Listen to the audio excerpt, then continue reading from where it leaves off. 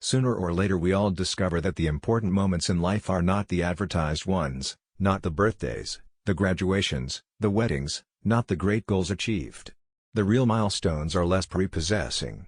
They come to the door of memory unannounced, stray dogs that amble in, sniff around a bit and simply never leave. Our lives are measured by these. Let me tell you what I think of bicycling. I think it has done more to emancipate women than anything else in the world.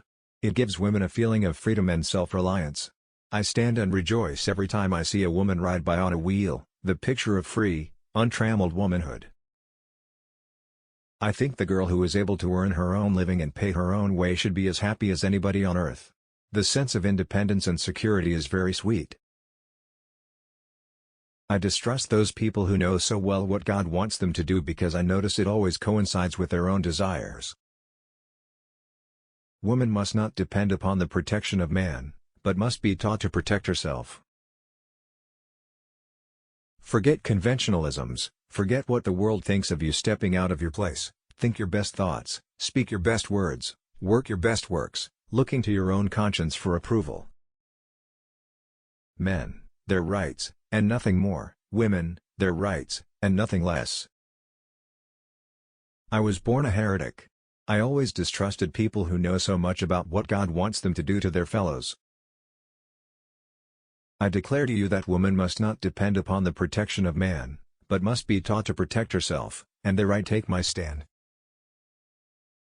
There never will be complete equality until women themselves help to make laws and elect lawmakers. Cautious, careful people, always casting about to preserve their reputation and social standing, never can bring about a reform.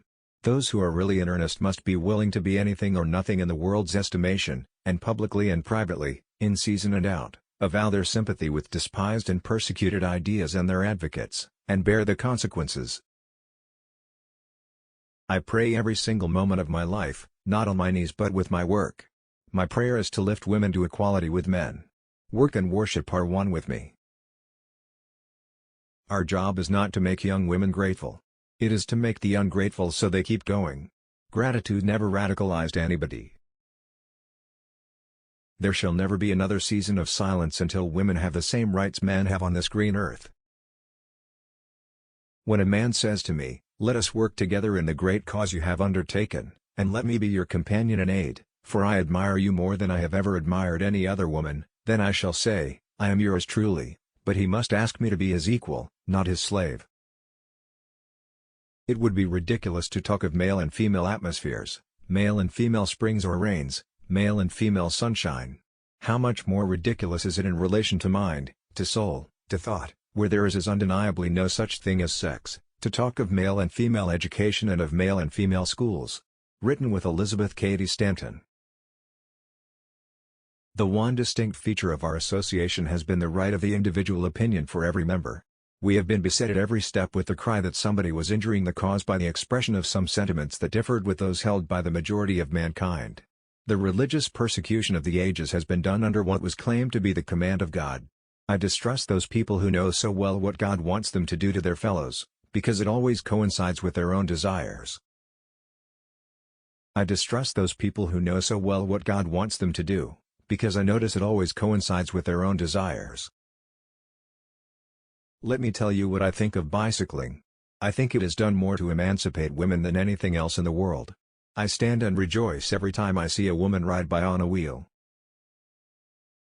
There is not a woman born who desires to eat the bread of dependence, no matter whether it be from the hand of father, husband, or brother, for anyone who does so eat her bread places herself in the power of the person from whom she takes it.